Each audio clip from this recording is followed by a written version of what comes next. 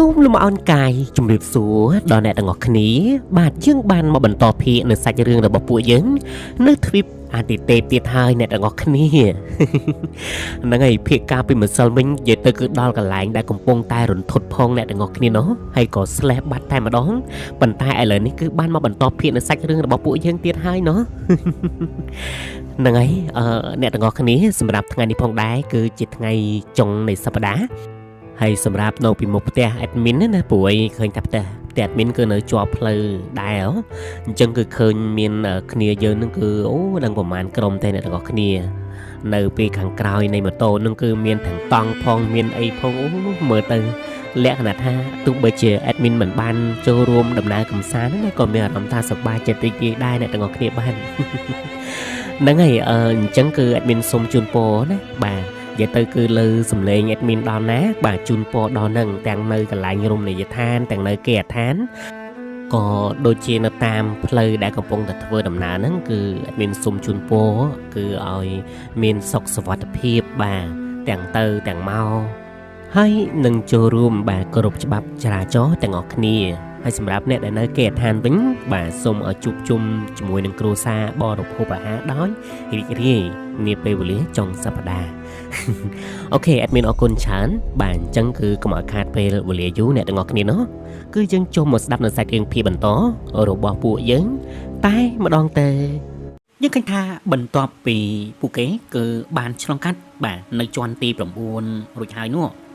មិនទាន់ប្រកាសថាគេអាចបាទចាក់ចេញអំពីជាន់ទី9ហ្នឹងគឺមានសុវត្ថិភាព 100% នោះទេបាទអញ្ចឹងគឺត្រូវតែបាទជួបនៅឧបសគ្គមុននឹងឆ្លងកាត់នៅជាន់ទី9ទៀតអញ្ចឹងណាដើម្បីចូលដល់កាន់ជាន់ទី8ហើយចំណាយជាន់ទី8គឺជាជាន់មួយដែលមានគ្រោះថ្នាក់ខ្លាំងមែនទែនតែម្ដងហើយវាហួសពីការរំពឹងទុករបស់បាទយើងផងដែរអ្នកទាំងអស់គ្នានៅក្នុងឡងពេលដែលពួកគេបានចូលទៅកាន់តំបន់មួយទៀតនោះពួកគេទាំងអស់គ្នាមានអារម្មណ៍ថាទីតាំងកន្លែងនេះគឺត្រជាក់ខុសចម្លែកខ្លាំងមែនទែនតែម្ដងមិនដឹងថាមកពីមូលហេតុអ្វីនោះទេប៉ុន្តែអ្វីដែលធ្វើឲ្យស៊ីយិនកត់សម្គាល់បាននោះគឺនៅទីតាំងតំបន់កន្លែងនេះគឺវាគៀកទៅនឹងជាន់ទី8ហើយគាត់ធ្វើឲ្យធម្មពលធាតុឈើរបស់ស៊ីយិនគឺកើនឡើងចម្លែកមែនទែនហាក់បីដូចជាស៊ីយិនមានអារម្មណ៍ថាកម្លាំងធម្មពលសោកសៅមួយគឺបានសង្ងំលាក់ខ្លួននៅពីមុខរបស់ពួកគេនឹងឯងនៅក្នុងអំឡុងពេលនោះផងដែរយើងឃើញថាបាទយីហ្វឹងបាទឈ្មោះពេញរបស់គាត់យូយីហ្វឹងគឺបាននិយាយទៅកាន់អ្នកមនុស្សគ្រប់គ្នាក៏ដូចជាស៊ីយិនផងដែរថានោះគឺជាប្រអប់ស្រោមដើមទេបុរាណវាគឺជាប្រអប់ស្រោមដើមដែលធ្លាប់តែលើឈ្មោះពីមុនមកតែប៉ុណ្ណោះមិននឹកស្មានថាវានៅទីតាំងកន្លែងនោះទេនៅក្នុងអំឡុងពេលហ្នឹងឃើញថាគាត់ក៏បានទទួលយកនៅបាទប្រអប់ស្រោមដើមបុរាណនោះក្នុងអំឡុងពេលហ្នឹងទៅហើយបន្ទាប់មកបាទស្រាប់តែលូយិនបាទដែលជាក្មេងស្រីតូចឡើយហ្នឹងណាបាទន័យថាវាគឺជាការប៉ុន្តែនៅជាន់ទី9នេះគឺយើងមិនទាន់បានដើរឆ្លងកាត់អស់នោះទេហើយវាគឺជាតំបន់នៃជាន់មួយដែលគេហៅថាគឺជាការបង្កើតនៅដាវលោហៈទេពបុរាណបាទនិយាយទៅទីតាំងកន្លែងជាន់ទី9គឺជាការបង្កើតនៃដាវនឹងឯងអ្នកទាំងអស់គ្នាអញ្ចឹងគឺបានជាមានស្រោមដាវផ្លែច្រើននៅទីតាំងកន្លែងហ្នឹងអញ្ចឹងណាប៉ុន្តែក៏វាមិនមានអ្វីដែលធ្វើពួកគេនឹងគឺពិបាកផងដែរនៅក្នុងការប្រយុទ្ធតតាំងអីចឹងទៅអ្នកទាំងអស់គ្នានិយាយទៅគឺអត់មានសត្រូវគឺមកឈ្លានពានអីចឹងណានៅក្នុងអំឡុងពេលហ្នឹងដែរពួកគេទាំងអស់គ្នានឹងគឺបានដឹងអារម្មណ៍ខ្លួនឯងថាគឺពួកគេគឺបានមកដល់គឺជាន់ទី8ហើយនៅក្នុងអំឡុងពេលនោះស្រាប់តែលូចិនដែលជាក្មេងស្រីតូចអាយុ10ឆ្នាំបាននិយាយទៅកាន់ស៊ីយិនផងដែរថាបងប្រុសធំមានអារម្មណ៍ថាទីតាំងកន្លែងព្រំដែនរវាងជាន់ទី9និងទី8នេះគឺកំពុងតែមានអីកើតឡើងដែរឬក៏អត់ហ្នឹងហាក់ដូចជាលូចិនគឺដឹងពីរឿងរ៉ាវអ្វីមួយអញ្ចឹងអ្នកទាំងអស់គ្នាបន្ទាប់មកស៊ីយិនបានន័យថាពិតមែនហើយបងហាក់បីដូចជាទទួលដឹងនៅអារម្មណ៍វិញយ៉ាងដែលកំពុងតែសម្ដៅមកកាន់ពួកយើងស៊ីយិនមិនទាន់បាននិយាយចប់ផងនៅក្នុងអំឡុងពេលផងដែរស្រាប់តែមានបាទមនុស្សចំណាស់ម្នាក់រាងកាយរបស់គាត់មើលទៅចម្លែកខុសពីមនុស្សដទៃរាងកាយគឺមិនចំជាមនុស្សមិនចំជាសត្វអញ្ចឹងអ្នកនរគ្នាណាគឺរាងកាយឡើងស្គមស្គាំងកំណត់ថាពុទ្ធរបស់គាត់គឺទី13ផ្កាយ2ដំណាក់កាលចុងក្រោយដែលជាដំណាក់កាលនៃការអត់ខ្ចោះគឺជាបំបីឡើងដល់កំណត់ថាពុទ្ធទី13ផ្កាយ3ផងដែរនៅពេលដែលតាចាស់នឹងបានបង្ហាញខ្លួនបាទចេតនារបស់តាចាស់នឹងគឺមិនបានបង្ហាញថាគឺចង់សម្លាប់ទៅលើក្រុមរបស់ស៊ីយិននោះទេនៅក្នុងអំឡុងពេលផងដែរហាក់ដូចគាត់នឹងគឺមកចង់រារាំងថាមិនចង់ឲ្យពួកគេធ្វើដំណើរទៅកាន់ចូលទៅកាន់ជាន់ទី8ទេបើសិនជាពួកគេចូលទៅនោះជីវិតរបស់ពួកគេនឹងត្រូវសាប់នៅទីតាំងកន្លែងជាបំខានអំឡុងពេលនោះផងដែរស្រាប់តែបាទតាយាយគឺបានសួរទៅកាន់ព្រឹទ្ធាចារ្យចំណាស់ម្នាក់ថាព្រឹទ្ធាចារ្យតើលោកគឺដឹងពីព័ត៌មានអីខ្លះនៅក្នុងជាន់ទី8តើលោកអាចប្រាប់ពីពួកខ្ញុំបានដែរឬទេអំឡុងពេលនោះផងដែរ ស៊ីយៀនណាក៏បានមើលទៅកាន់ប្រជាចំណាស់ម្នាក់ហ្នឹងស៊ីយៀនបានទទួលអារម្មណ៍ថាគាត់ហាក់ដូចជាត្រូវបានកម្លាំងថាមពលវិញ្ញាណគឺគៀបសង្កត់ហុំព័ទ្ធដោយត្រាស់ថាមពលវេទមន្តដែលមិនអនុញ្ញាតឲ្យគាត់គឺចាក់ចេញពីទីតាំងកន្លែងហ្នឹងបានទេស៊ីយៀនបានថាបើសិនជាលោកប្រាប់ខ្ញុំនោះគឺខ្ញុំនឹងព្រមដោះលែងលោកហើយលោកនឹងមានសេរីភាពនៅក្នុងអំឡុងពេលហ្នឹងផងដែរគឺឃើញថាប្រជាចំណាស់ម្នាក់ហ្នឹងណាក៏បាននិយាយទៅកាន់ពួកគេទាំងអស់គ្នាផងដែរថាជាន់ទី8គឺជាជាន់មួយដែលមានការប្រមូលផ្ដុំចម្រុះដោយអិសរាជជនកំណាចជាច្រើនសូម្បីតែខ្ញុំគ្រាន់តែនឹកឃើញក៏ខ្ញុំមិនហ៊ានចូលដែរកម្លាំងធម៌ពលរបស់គេពិតជាខ្លាំងពេកហើយខ្ញុំវិហូបពីការគិតនឹងរំពឹងទុករបស់ខ្ញុំហើយខ្ញុំក៏មិនអាចប្រាប់ទៅកាន់អ្នកទាំងអស់គ្នាបានដែរវាហាក់ដូចជាតាំងចាំម្នាក់ហ្នឹងគឺខ្លាចទៅលើអត្តពលសម្រាប់អ្នកដែលជាម្ចាស់សម្រាប់ជាន់ទី8អញ្ចឹងអ្នកទាំងអស់គ្នាប្រហែលអ្នកនៅជាន់ទី8ហ្នឹងគឺពិសេសខ្លាំងហើយអ្នកទាំងអស់គ្នានោះបានជាគាត់គឺខ្លាចអញ្ចឹងណានៅក្នុងអំឡុងពេលហ្នឹងផងដែរឃើញថាតាចាស់ម្នាក់ហ្នឹងគឺគាត់អត់ប្រាប់ទេនៅពេលដែលអត់ប្រាប់អញ្ចឹងទៅពួកគេទាំងអស់គ្នាហ្នឹងហាក់ដូចជាអស់សង្ឃឹមបន្តិចណាព្រោះអីចូលរួមដូចថាចូលប្រយុទ្ធក្នុងសមរភូមិហើយមិនស្គាល់អំពីសត្រូវផងតើមានសង្ឃឹមឯណាដែលនឹងអាចយកជ័យជំនះនោះអ្នកទាំងអស់គ្នាសិយិនបានជាយាមប្រើនៅធម្មពលវិញ្ញាណរបស់គេពិនិត្យមើលទៅកាន់ជាន់ទី8ហ្នឹងអញ្ចឹងណាព្រោះអីនៅទីតាំងកន្លែងនេះគឺជាព្រំប្រទល់រវាងជាន់ទី9និងជាន់ទី8ប៉ុន្តែសិយិនមើលមិនឃើញសោះឡើយវាហាក់ដូចជាត្រូវបានបិទបាំងដោយរលកធម្មពលវិញ្ញាណអាក្រក់ហើយកម្លាំងធម្មពលវិញ្ញាណនោះវាលើសិយិនទៀតសិយិនបានគិតក្នុងចិត្តថាវាពិតជាមិនធម្មតាពិតមែនប៉ុន្តែទោះបីជាយ៉ាងណាក៏ដោយគឺគ្មាននរណាម្នាក់អាចបញ្ឈប់នៅដំណើរអធិរិយានបានជាដាច់ខាតបាទមានតែស្រីស្អាតទេប៉ុន្តែព្រោះស្រីស្អាតហ្នឹងគឺគ្មានមិនអាចបញ្ឈប់ដំណើររបស់អធិរិយានបានទេទៀតហ្នឹងអ្នកនរគ្នា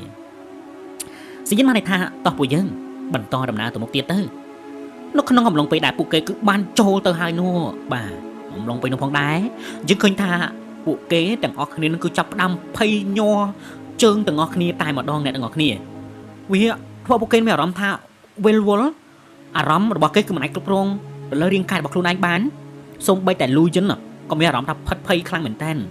ហើយពួកគេចូលទៅនឹងគឺជាមួយគ្នា8នាក់ណាឃើញថាមានតែស៊ីវយៀនលីវយីងហើយជាមួយនឹងពោះកូលាន់ហើយនឹងជីហ្វឹងទេក្រៅពីនឹងអ្នកទាំងអស់គ្នាហើយនិយាយពីថាឡើងដូចមនុស្សឈួតអញ្ចឹងគឺស្តៀងទៅនឹងខ្មោចស៊ូប៊ីអត់អាចបញ្ជាលើខ្លួនឯងបានទេពួកគេស្រែកផុតភ័យខ្លាំងមែនតើសយិនបានគិតថាមើលទៅពួកគេហាក់ដូចជាត្រូវបានដាក់សម្ពានទៅដោយលោកធម្មពលវិញ្ញាណដ៏អាក្រក់អ្វីមួយដើម្បីធ្វើបាបទៅលើពួកគេជារំខានបើសិនជាឲ្យពួកគេនៅក្នុងសភាពបែបនេះទៀតនោះពួកគេនឹងត្រូវស្លាប់របស់យន្តនឹងលែងមានវិញ្ញាណនៅក្នុងខ្លួនឯងជារំខានអញ្ចឹងដើម្បីដោះស្រាយបញ្ហានេះគេត្រូវធ្វើយ៉ាងណាក៏ដោយពួកគេនឹងគឺសន្លំហើយបញ្ជូនពួកគេគឺទៅខាងក្រៅវិញអំឡុងពេលនោះផងដែរឃើញថាស៊ីយិនក៏បានងក់ក្បាលដាក់គ្នាជាមួយនឹងយីហ្វឹងហើយពេលនោះផងដែរយីហ្វឹងបានន័យថាមិននឹងពិតមែនហើយយើងមានតែប្រើវិធីនេះទេបើសិនជាមិនប្រើវិធីនេះទេពួកគេទាំងអស់គ្នានឹងត្រូវស្លាប់ជារំខានហើយអ្នកនរគ្នាពិតជាមានការងឿឆ្ងល់ហើយហេតុអ្វីបានជាលីវយីងគឺនាងមិនមានបញ្ហាអីនោះបាទឃើញនាងអញ្ចឹងមែនណាប៉ុន្តែនាងមានកម្រិតថាពលវិញ្ញាណគឺមិនធម្មតាទេអ្នកនរគ្នាមិនលើសហើយក៏លក្ខណៈថាមិនក្រោមស៊ីយិនប្រហែលទេអញ្ចឹងដោយសារតែនាងមានកម្លាំងថាពលវិញ្ញាណរៀងកាន់បាដែរអញ្ចឹងទៅធ្វើឲ្យនាងគឺមិនមានជាដូចថាកាយវិការក៏ដូចជាអារម្មណ៍ផិតភ័យដូចជាពួកគេអញ្ចឹងណានៅក្នុងអំឡុងពេលនោះផងដែរឃើញថាស៊ីវយិនក៏បានធ្វើពួកគេសន្លប់ស្អាតនៅក្នុងអំឡុងពេលហ្នឹងទៅបន្ទាប់មកគេក៏បានទៅគ្រាលីវយីងឃើញថាលីវយីងក៏ទោះបីជានាងគឺមិនរងនឹងធម្មពលខ្លាំងដូចជាពួកគេយ៉ាងណាក៏ដោយក៏ប៉ុន្តែមើលឃើញថារឿងការរបស់នាងក៏ទន់ខ្សោយផងដែរនៅពេលនោះស្រាប់តែលីវយីងបាននិយាយទៅកាន់ស៊ីយិនផងដែរថាស៊ីយិនតាមពិតទៅគឺខ្ញុំដឹងហើយខ្ញុំទៅតែប្រើធម្មពលអំណាចវិញ្ញាណរបស់ខ្ញុំពិនិត្យមើលតាមពិតនៅជាន់ទី8នេះគឺមានកំណាចខ្មោចបិសាចភ្នែក3ដ៏សាហាវបំផុតដែលវានៅទីតាំងកន្លែងនេះវាពិតជាខ្លាំងពេកហើយអំណាចនៃធម្មពលរបស់វាគឺនៅលើភ្នែកទាំង3នឹងឯងគឺការភ្នែកទី1ការភ្នែកទី2និងការភ្នែកទី3ការភ្នែកទី3គឺជាអំណាចបំផុតនៃធម្មពលវិញ្ញាណដ៏សាហាវគោខើបំផុតអ្វីដែលយើងកំពុងតែទទួលនេះគឺជាអំណាចនៃធម្មពលការភ្នែកទី1តែប៉ុណ្ណោះអំឡុងពេលផងដែរស៊ីយិនបានន័យថាគឺជាអំណាចនៃការភ្នែកតែមួយតែកម្រិតទី1ទេចុះតម្រាំគេប្រើកម្រិតទី2និងទី3ប៉ុណ្ណេះនោះតើខ្លួននឹងទប់ទល់បានដល់របៀបណាទៅនៅពេលដែលលឺអញ្ចឹងឃើញថាយីហ្វឹងដែលជាមេក្រុមខាងក្រុមកែភ្នែកឥន្ទ្រីលហិតនោះក៏មានការញាក់ផ្អើលបន្តិចផងដែរប៉ុន្តែអារម្មណ៍របស់គេនឹងគឺនៅតែគិតថានឹងអាចដោះស្រាយបានអញ្ចឹងណាប៉ុន្តែអារម្មណ៍ភ័យតិចអ្នកនរគ្នាក៏មើលដៃគាត់ឡើងញ័រហើយនៅក្នុងអំឡុងពេលនោះផងដែរអ្នកទាំងអស់គ្នាស្រាប់តែយីហ្វឹងបានន័យថាបីសាច់ខ្មោចភ្នែក3តើយើងគួរធ្វើម៉េចទៅនៅក្នុងអំឡុងពេលនោះផងដែរស៊ីយិនបានន័យថាបើសិនជាវាហ៊ានបង្ហាញខ្លួននោះ ពួកយើងមានតែប្រើធម្មពលចិត្តវិញ្ញាណទាំងអស់របស់ពួកយើងបង្រួមចូលគ្នាហើយវាប្រហារទៅកាន់វាព្រមគ្នាតែម្ដងបើមិនអញ្ចឹងទេពួកយើងនឹងត្រូវកម្ចាត់ដោយវាជាពំខាននៅក្នុងអំឡុងពេលនោះផងដែរបាទគឺស្រាប់តែធម្មពលមួយក៏បានឲ្យសញ្ញាភ្លាមតែម្ដងគឺលេចឡើងនៅកែភ្នែកតម្រងមួយបានបង្ហាញឡើងនៅពីមុខពួកគេផងដែរពេលនោះស៊ីយិនបានថានោះគឺជំរំកែភ្នែកកម្រិតទី1នៅពេលនោះយើងឃើញថាសូមបីតែតម្រងនៃកែភ្នែកទី1អ្នកនរគ្នាស៊ីយិនមានអារម្មណ៍ថាឡើងចង់រន្ធត់អីហ្នឹងស៊ីយិនក៏នឹងចិត្តថាមើលទៅអំណាចធម្មពលវិញ្ញាណរបស់បិសាចខ្មោចភ្នែក3នេះគឺអំណាចធម្មពលគឺលើសគេមួយកម្រិតទៀតអ្នកនរគ្នាបាទអញ្ចឹងគឺចូលនៅក្នុងដំណាក់កាលដែនដីនីតិអប្សរហើយស៊ីយិនយើងទៅតែលើសជីវិតនៅសេចក្តីស្លាប់ឯណាប៉ុន្តែឃើញថាគេនឹងគឺលើសស៊ីយិនមួយកម្រិតអញ្ចឹងគឺស៊ីយិនគឺពិបាកក្នុងការទប់ទល់ណានៅក្នុងអំឡុងពេលនោះផងដែរស៊ីយិនក៏បាននិយាយទៅកាន់អ្នកគ្រប់គ្នាដែលមិនទាន់បានស្លាប់ហ្នឹងណាបាននិយាយថាឥឡូវនេះគឺទុកឲ្យខ្ញុំគឺជាអ្នកវាប្រហារដោយធម្មពលវិញ្ញាណជាមួយនឹងបិសាចនឹងចំណែកឯចំណុចទីដែលនៅសេសសល់អ្នកទាំងអស់គ្នាត្រូវតែជួយដោះស្រាយជាមួយខ្ញុំហើយមួយវិញទៀតគឺត្រូវតែបញ្ជូនអ្នកដែលស្លាប់នេះឲ្យគេចេញទៅខាងក្រៅទៅកុំឲ្យពួកគេនៅទីតាំងកន្លែងនេះបើមិនអញ្ចឹងទេនឹងស្លាប់ទាំងអស់គ្នាជាពំខាននៅពេលនោះផងដែរអ្នកទាំងអស់គ្នាបាទយើងឃើញថាពួកគេក៏ចាប់ផ្ដើមវាប្រហារនៅក្នុងអំឡុងពេលហ្នឹងទៅអំឡុងពេលនោះយើងឃើញថាយីហ្វឹងអីហ្នឹងក៏ទោះបីជាមានកម្រិតធម្មពលទី13ផ្កាយ3ថ្នាក់ដំបូងយ៉ាងណាក៏ដោយណាក៏ប៉ុន្តែធម្មពលចិត្តវិញ្ញាណរបស់គាត់គឺមិនសូវជាខ្លាំងទេគាត់ត្រូវបានខ្ទាតផងដែរដោយការវាប្រហារដោយសារគូខើនៅក្នុងអំឡុងពេលហ្នឹងស៊ីយិនក៏ត្រូវបានខ្ទាតលាវយើងឃើញស៊ីយិនខ្ទាតបែបនេះនោះនាងក៏បានទៅក្បែរស៊ីយិនហើយនាងក៏បានគ្រាស៊ីយិនឡើងមកនាងក៏បាននិយាយទៅកាន់ស៊ីយិនផងដែរថាលោកមិនអីទេតាពិតមែនដែរទេពេលនោះដែរស៊ីយិនបាននិយាយថាមិនអីនោះទេលាវយើងបាននិយាយថានេះគឺគ្រាន់តែជាកម្រិតនៃការភ្នែកទី1ទេណានៅកម្រិតទី2និងទី3ទៀតពេលនោះស៊ីយិនបានថាបើសិនជាវាបានចេញនៅអនុភាពនៃការភ្នែកទី3នោះយើងមានតែណែលាវយើងបានថាមានតែអីគឺយើងមានតែរត់នឹងឯងអំឡុងពេលនោះយើងឃើញថាយីហ្វឹងគឺព្យាយាមដាក់មេផាយឲ្យអ្នកនរគ្នាលក្ខណៈថាមើលតែមិនស្រួលគឺមានតែរត់នឹងឯងនៅក្នុងអំឡុងពេលនោះផងដែរឃើញថាយីហ្វឹងគឺកំពុងតែច្រំចោះច្រំឡើងហើយគេក៏បាននិយាយថាតើយើងគួរតែធ្វើយ៉ាងម៉េចទៅពេលនោះដែរគឺស៊ីយិនបានថាហាក់បីដូចជាកម្លាំងធម្មពលរបស់វាគឺកំពុងតែកើនឡើងវាកំពុងថាបញ្ចេញនៅការភ្នែកកម្រិតទី3របស់វាហើយយីហ្វាំងក៏បានប្រើដាវ1000របស់គេហើយគេក៏បានស្រែកឲ្យពោះថ្លាន់គោលាន់គឺចាប់ផ្ដើមបាទវាប្រហារទៅកាន់បិសាចខ្មោចភ្នែក3នឹងអញ្ចឹងណានៅក្នុងអំឡុងពេលហ្នឹងកំហឹង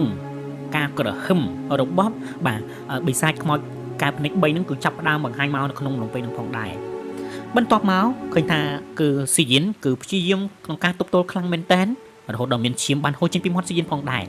អំឡុងពេលនោះឃើញថាកម្រិតធម៌ពលរបស់វាគឺបានទម្លុះឡើងដល់កម្រិតធម៌ពលទី13ផ្កាយ3ថ្នាក់ចុងក្រោយបាត់ទៅហើយវាពិតជារឿងរ៉ាវមួយដែលមិននឹកស្មានទាល់តែសោះនៅពេលដែលវាបានបញ្ចេញអំណាចធម៌ពលវិញ្ញាណកែភ្នែកទី3របស់វានោះនៅក្នុងអំឡុងពេលហ្នឹងហើយស៊ីយិនបានថារុនអំឡុងពេលនោះឃើញថាទាំងជីហ្វឹងអ្នកដទៃទៀតក៏បានព្យាយាមរត់ចឹងណាស៊ីយិនបានរត់ដើរអីបណ្ដាចឹងទៅមើលទៅឃើញថា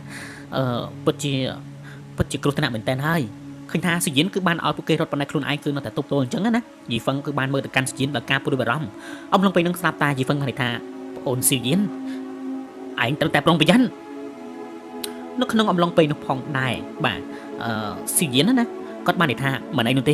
េខ្ញុំនឹងទប់ទល់អ្នកទាំងអស់គ្នាធ្វើយ៉ាងណាក៏ដោយគឺត្រូវចាក់ចេញពីទាំងកន្លែងនេះបានណាក្នុងចិត្តរបស់យីហ្វឹងបានគិតថាឥឡូវនេះណាស្ថានភាពឥឡូវនេះបើសិនជាស៊ីយិនខាត់អីនោះឬក៏ស៊ីយិនត្រូវបានសម្លាប់ដោយវិស័យខ្មោចភ្នែក3នោះពួកគេទាំងអស់គ្នានឹងត្រូវជាប់ជារំខានអញ្ចឹងគឺធ្វើយ៉ាងណាក៏ដោយកុំឲ្យស៊ីយិនខាត់អីអញ្ចឹងទាំងអស់គ្នាស៊ីយិនគឺបា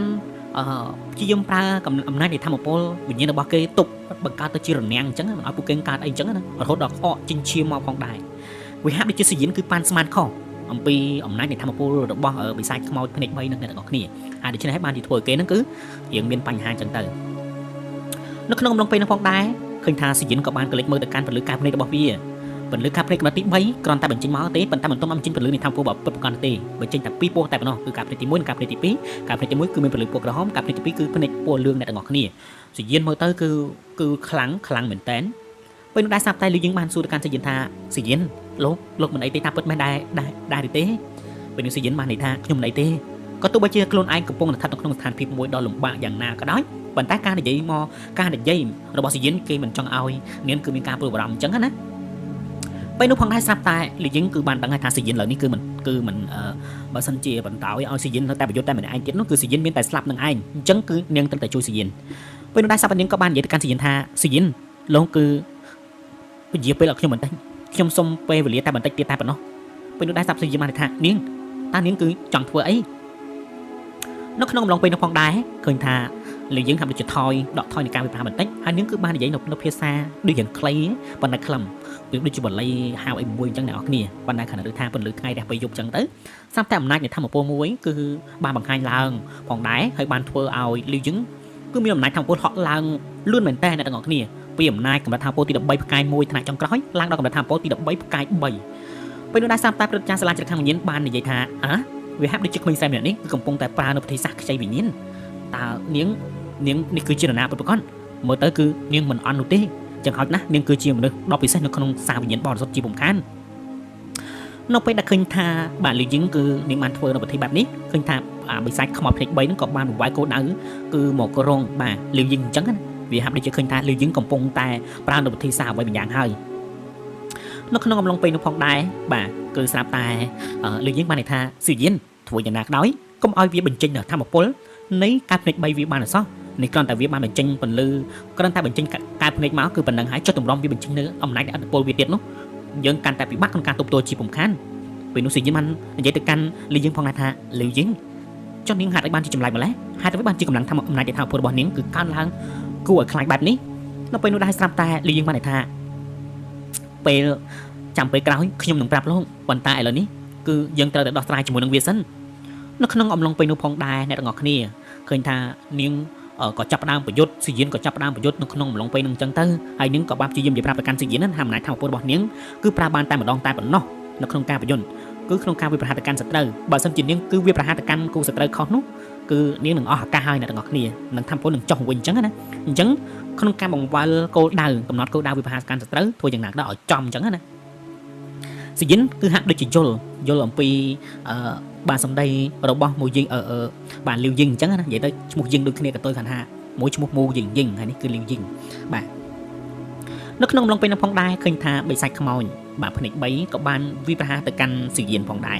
គេផ្អែកទៅលើអំណាចនៃធម្មពលវិញ្ញាណដល់បិសាចខ្មោចភ្នែក3បានគិតថាបន្តដែលគួរឲ្យខ្លាចជាងគេនោះគឺជាក្មេងប្រុសម្នាក់នោះឯងអញ្ចឹងដើម្បីបំបាយពួកគេបានត្រូវតែសម្រាប់ស៊ីយិនមុនអញ្ចឹងគេក៏បានបំបាយគោលដៅរបស់គេហ្នឹងគឺវាប្រហារទៅកាន់ស៊ីយិនបានប្រើនៅកំផឹងនៃតេក្តពលលឿងនៃដៃនៃតេក្តពលលឿងដែលជាអំណាចនៃធម្មពលវិញ្ញាណហ្នឹងគឺវាប្រហារទៅកាន់បិសាចខ្មោចភ្នែក3នៅក្នុងអំឡុងពេលនោះផងដែរអ្នកទាំងអស់គ្នាលឺយិងបាននិយាយផងដែរថាស៊ីយិនខ្ញុំរំពឹងលើលោកហើយបាទដូចថានាងគឺមិនទាន់ប្រមូលព្រមអំណាចថាពុកគ្រប់គ្រាន់ទេអំឡុងពេលផងដែរពលលើការភ្នែកពលលឿងគឺបានរុំពេញរាងកាយរបស់ស៊ីយិនវាហាក់ដូចជាបាទគឺដាក់សម្ពាធលើរាងកាយរបស់ស៊ីយិនហើយគ្រប់គ្រងទៅលើរាងកាយនិងវិញ្ញាណរបស់ស៊ីយិនតែម្ដងអ្នកនរគ្នានៅក្នុងអំឡុងពេលហ្នឹងគឺស៊ីយិនក៏បានស្រែកឡើងផងដែរថាអណ្ដាតភ្លើងហ៊ូធានអណ្ដាតភ្លើងវិញ្ញាណខ្មោចមួយយិងឆាប់ចេញមកនៅក្នុងអំឡុងពេលហ្នឹងផងដែរអ្នកទាំងអស់គ្នាឃើញថាអណ្ដាតភ្លើងបាទទាំង3គឺបានចេញមកតែម្ដងប៉ុន្តែថាមុនដំបូងណាគឺស៊ីយិនគឺប្រើតែអាណាតភ្លើង2សិនទេបាទអាណាតភ្លើងហ៊ូធាននិងអាណាតភ្លើងវិញ្ញាណខ្មោចហ្នឹងអំឡុងពេលហ្នឹងគឺស៊ីយិនបានស្រែកថាឯងចូលចិត្តលេបត្របាក់នៅខាងពលវិញ្ញាណរបស់អ្នកដទៃណាតើពិតមែនដែរទេមិនអីទេយើងនឹងជូនឯងតាមដំណងពោនៅក្នុងអំឡុងពេលនោះផងដែរអ្នកទាំងអស់គ្នាគ្រាន់តែស៊ីយិនគឺបញ្ចេញនៅអាណាតភ្លើងអំណាចនៃអំណាចភ្លើងបរិសុទ្ធទាំងពីរនោះគឺបានធ្វើឲ្យអបិសាចហ្នឹងគឺវាបាននិយាយថានោះគឺជាអំណាចភ្លើងបរិសុទ្ធបើសិនជាល្អិតម្នាក់នេះគឺវាបញ្ចេញនៅអាណាភ្លើងបរិសុទ្ធនោះខ្ញុំនឹងពិបាកក្នុងការយកឈ្នះរបស់វាមិននឹកស្មានថានៅក្នុងក្រុមកាយភ្នែកអន្ត្រីលោហិតគឺមានមនុស្សដែលមានទេពកោសល្យនិងសមត្ថភាពបែបនេះទៅសោះនៅក្នុងអំឡុងពេលនោះផងដែរអ្នកទាំងអស់គ្នាបាទយើងឃើញថាស៊ីយិនក៏បានព្យាយាមទប់ទល់កាន់តែខ្លាំងទៅអញ្ចឹងទៅហើយចំណែកឯមនុស្សពាក់ឈុតពណ៌ខ្មៅម្នាក់ក៏បានបង្ហាញខ្លួនដែលនៅផ្នែកនៃតំបន់ម្ខាងអញ្ចឹងណាឃើញថាគេគឺមិនបានលូកដៃចូលមកកន្លែងហ្នឹងទេហាក់ដូចជាគេគឺជាអ្នកដែលបញ្ជាឲ្យអាខ្មោចភ្នែក3ហ្នឹងគឺមកកម្ចាត់ក្រុមស៊ីយិនក៏ដូចជាក្រុមរបស់យីឆឹងបាទយីហ្វឹងនឹងឯងអ្នកទាំងអស់គ្នាអាបែបហ្នឹងបានន័យថាពួកឯងគឺត្រូវតែស្លាប់ពួកឯងគឺមិនអាចចាក់ចេញពីទីតាំងកន្លែងនេះសូម្បីតែម្នាក់នៅក្នុងអំឡុងពេលនោះផងដែរអ្នកទាំងអស់គ្នាបាទឃើញថាយីហ្វឹងក៏ត្រូវបានស៊ីយិនប្រាប់ថាឲ្យឆាប់ចាក់ចេញទៅពេលនោះដែរយីហ្វឹងបានន័យថាបងប្រុសស៊ីយិនមើលទៅហាក់ដូចជាតំបន់ទីតាំងកន្លែងនេះគឺត្រូវបាននរណាម្នាក់គឺបានបិទហើយគេមានបំណងចង់ឲ្យពួកយើងស្លាប់នៅទីតាំងកន្លែងនេះពេលនោះស៊ីយិនបានន័យថា មិនអីទេក៏ទោះបីជាទីតាំងកន្លែងត្រូវបិទអស់យ៉ាងណាក៏ដោយប៉ុន្តែខ្ញុំបានប្រាប់ថាអំពើវិញ្ញាណរបស់ខ្ញុំត្រួតពិនិត្យមើលហើយខ្ញុំគិតថាវានៅមានផ្លូវមួយទៀតគឺត្រូវទៅតាមនៅរូបរាងអវតារវិញ្ញាណរបស់ខ្ញុំទៅនៅពេលហ្នឹងឃើញថាវិញ្ញាណបានបង្កើតនៅវិញ្ញាណអវតារហ្នឹងគឺនាំពួកគេគឺចាក់ចេញពីទីតាំងកន្លែងទៅអញ្ចឹងអ្នកទាំងអស់គ្នាព្រោះលក្ខណៈថាបិទអស់ហើយនិយាយទៅគឺវាចង់ឲ្យក្រុមរបស់យីហ្វាំងក៏ដូចជាវិញ្ញាណគឺស្លាប់នៅនឹងទាំងអស់តែម្ដងណានៅពេលនោះផងដែរឃើញថាវិញ្ញាណបានន័យថាបន្ទាប់ពីពួកគេចាក់ចេញហើយគឺដល់ពេលវេលាឯងនឹងយើងម្ដងស្នាមញញឹមមួយបានបង្ហាញឡើងលើបបោមាត់របស់សៀនដែលធ្វើឲ្យខ្មោចភ្នែក3ហាក់ដូចជាមានការអស់សង្ឃឹមបន្តិចឃើញថាក្មេងប្រុសម្នាក់នេះគឺមិនដូចជាមនុស្សដទៃដែលខ្លួនឯងអាចបើងាយបាននោះទេនៅក្នុងអំឡុងពេលហ្នឹងឃើញថាអាណាភ្លើងចំនួន3គឺបានបង្ហាញឡើងនៅអំណាចថាពលបានព្រមគ្នាហើយពីនោះដែរសៀនក៏បាននិយាយតិចផងដែរថាម៉ូយងដល់ពេលវេលាដែលនាងត្រូវជួយខ្ញុំទៀតហើយប៉ុន្តែនាងកុំអារម្មណ៍អីមិនយូរមិនឆាប់ទេខ្ញុំនឹងធ្វើឲ្យនាងនឹងរស់រៀនមានជីវិតមកវិញជាបំខានចឹងដឹងអ្នកនរគ្នាថាអាណត្តិភ្លើងហូធានគឺលំដាប់លេខទី35អាណត្តិភ្លើងវិញ្ញាណបរិសុទ្ធអាណត្តិភ្លើងបាវិញ្ញាណបរិសុទ្ធដែលជាវិញ្ញាណខ្មោចហ្នឹងគឺមានលេខទី24ចំណែកអាណត្តិភ្លើងរបស់មួយយើងគឺមានលេខទី22បាទអំណាចខាងពុទ្ធរបស់អាណត្តិភ្លើងមួយយើងគឺខ្ពស់ជាង3ក្នុងចំណោមអាណត្តិភ្លើងទាំងពីរហ្នឹងអញ្ចឹងណានៅក្នុងអំឡុងពេលនោះផងដែរបន្ទាប់ពីឃើញអាណត្តិភ្លើងបរិសុទ្ធទាំង3បង្ហាញខ្លួនបែបនេះធ្វើបាទខ្មោចភ្នែក3ហ្នឹងគឺមានអារម្មណ៍ថាវាចង់រត់គេចអញ្ចឹងណាសញ្ញាបានថាចាំទៅមើលតើថាពុទ្ធវិញ្ញាណអាក្រក់របស់ឯងនេះដែលជាថាពុទ្ធវិញ្ញាណសាហាវគូខៅនោះហើយនឹងអាណត្តិភ្លើងរបស់យើងតើមួយណាខ្លាំងជាងនៅក្នុងអំឡុងពេលនោះផងដែរអ្នកទាំងអស់គ្នាបានយើងឃើញថាខ្មោចភ្នែក3ហ្នឹងបានថាល្អអាឡិនឯងគឺជាមនុស្សទី1ហើយដែលយើងបានជួបហើយយើងក៏ចង់ដឹងដែរថាអាណត្តិភ្លើងរបស់ឯងនោះអាចធ្វើអ្វីទៅលើធម្មពលវិញ្ញាណរបស់យើងបាននោះនៅក្នុងអំឡុងពេលនោះផងដែរអ្នកនរគ្នាបាទឃើញថាវាក៏បានប្រាប់ថាមកពុទ្ធអំណាចវិញ្ញាណរបស់វាឃើញថារត់មិនបានណោះគឺវាទប់ទល់ជាមួយអាណត្តិភ្លើងទាំង3របស់សញ្ញាអាណត្តិភ្លើងធម្មពលបរិសុទ្ធជាមួយអាណត្តិភ្លើងជាមួយនឹងធម្មពលវិញ្ញាណក៏បានបុកប៉ះទាំងគ្នាផ្ទុះលន់សូទៅប៊ុំហើយបន្ទាប់ពីយើងឃើញថាអាណត្តិភ្លើងបរិសុទ្ធទាំង3ក៏បានត្រឡប់ពាត់ទៅលើរាងកាយរបស់ខ្មោចភ្នែក3នៅក្នុងអំឡុងពេលហ្នឹងក៏ទោះបីជាវាចង់រត់យ៉ាងណាក៏ដោយប៉ុន្តែក្នុងអំឡុងពេលនេះគឺវាមិនអាចរត់បាននោះទេពន្លឺកាយភ្នែកដល់ការអស់សង្ឃឹមរបស់បាទក្បាត់ភ្នែក3ក៏បានបង្ហាញឡើងនៅក្នុងអំឡុងពេលនោះផងដែរអ្នកទាំងអស់គ្នាឃើញថានឹងការទាំងមូលរបស់វាគឺត្រូវបានហុំព័ទ្ធនឹងដុតដោយអាណត្តិភ្លើងសុគីទាំង3អាណត្តិភ្លើងបរិសុទ្ធទាំង3សញ្ញាបានន័យថាតែប៉ុណ្ណេះឯងនឹងត្រូវចម្រាញ់ដល់យើងហើយយើងចង់ដឹងណាស់ថាអំណាចធម្មពលរបស់ឯងនោះនៅពេលដែលវាខ្លាយទៅជានៅពេលដែលវាខ្លាយទៅជាធម្មពលវិញ្ញាណបរិសុទ្ធនៅពេលដែលយើងស្រូបចូលវាហើយតើធម្មពលវិញ្ញាណរបស់យើងនឹងកើនឡើងដល់កម្រិតណានោះនឹងឲ្យនិយាយទៅលយណាអ្នកគ្នាលយមែនតែនយើងឃើញថាសញ្ញាគេក៏បានយកនៅក្របថ្នាំបាទយកមកលេបអញ្ចឹងទៅដើម្បីឲ្យព្យាបាលរបួសរបស់គេអញ្ចឹងណាក្នុងអំឡុងពេលហ្នឹងឃើញថាសញ្ញាក៏រៀងជាសះស្បើយវិញផងដែរបើថាវាមិនដាក់ព្រាមគឺជាផ្លែតទេអ្នកនរគ្នាវាត្រូវការពេលវេលាសញ្ញាបានសម្លឹងមើលទៅកាន់អាកាសឃើញថាបាទបិសាចភ្នែក3ហ្នឹងគឺចិត្តត្រូវបានចម្រាញ់ទាំងស្រុងដោយអណ្ដាតភ្លើងបរិសុទ្ធរបស់សញ្ញាទាំង3ហ្នឹងហើយប៉ុន្តែវានៅតែចង់រត់ព្យាយាមរត់ប៉ុន្តែគឺនៅតែមិនអាចគឺលក្ខណៈត្រូវតែស្លាប់ដដែលអញ្ចឹងណាម្ចាស់សាលាចិត្តខាងវិញ្ញាណបាននិយាយទៅកាន់សញ្ញាផងថាអាឡិនវាគឺជាការល្អបំផុតដែលឯងគឺអាចបង្ក្រាបនិងចម្រាញ់ទៅលើធម្មពលវិញ្ញាណរបស់ខ្មោចភ្នែក3នេះវាពិតជាជំនួយដ៏ល្អបំផុតសម្រាប់ឯងក្នុងការកើនឡើងនៃអំណាចធម្មពលវិញ្ញាណដ៏ពិតប្រាកដពិតជាល្អនឹងអ្នកនរគ្នាឥឡូវនេះដែរយើងក៏លេចមកបង្កាន់អ្នកដែលនៅខាងក្រៅវិញបាទយើងឃើញថាគឺឈីហ្វឹងគឺគាត់រៀងលក្ខណៈជាងគេចង់ចូលមកជួយសញ្ញាជាងគេប៉ុន្តែឃើញថាពេលដែលពួកគាត់ក្រុមមកគាត់ចេញហើយនោះពេលដែលចង់ចូលវិញស្រាប់តែទីតាំងកន្លែងហ្នឹងគឺវាបាត់ចឹងណាពេលនោះគាត់បានគិតក្នុងចិត្តថាឬមួយក៏កោះតកភ្លើងគឺត្រូវបានផ្លាស់ប្ដូរនៅទីតាំងទៀតហើយបើសិនជាផ្លាស់ប្ដូរទីតាំងពិតមែននោះតើខ្ញុំនឹងត្រូវទៅជួយសញ្ញាបានដល់របៀបណាទៅហើយសញ្ញានឹងត្រូវស្លាប់តាមពិតមែនដែរទេមិនអាចទេសញ្ញាគេបានជួយទៅលើពួកយើងច្រើនណាស់គឺបញ្ជាក់ផងដែរថាយីហ្វឹងនេះគឺមកពីគ្រូសាតកោយូបាទគឺឈ្មោះពេញគឺយូយីហ្វឹងប៉ុន្តែថាគេគឺជាមេក្រុមខាងអាណាចក្រខ្មោចទាំងឯងហើយក៏ជាមេក្រុមនៅក្នុងក្រុមមន្ត្រីកែវភ្នែកលោហិតហ្នឹងណាអ្នកនរគ្នាប៉ុន្តែមើលទៅគេជាមនុស្សល្អមិនដូចពួកយូកាងយូអីនោះទេអ្នកនរគ្នាហើយពេលគេនោះពេលនោះផងដែរគេក៏បានបញ្ជូនសារទៅកាន់គ្រូសាតកោឈីងពួកអីសញ្ញាគឺមកដល់ពិភពខ្មោចនេះរស់នៅជាមួយគ្រូសាតកោឈីងហើយបានប្រាប់ផ្ដាំសារតាមនឹងអញ្ចឹងទៅគេក៏សុំទោសហើយគេ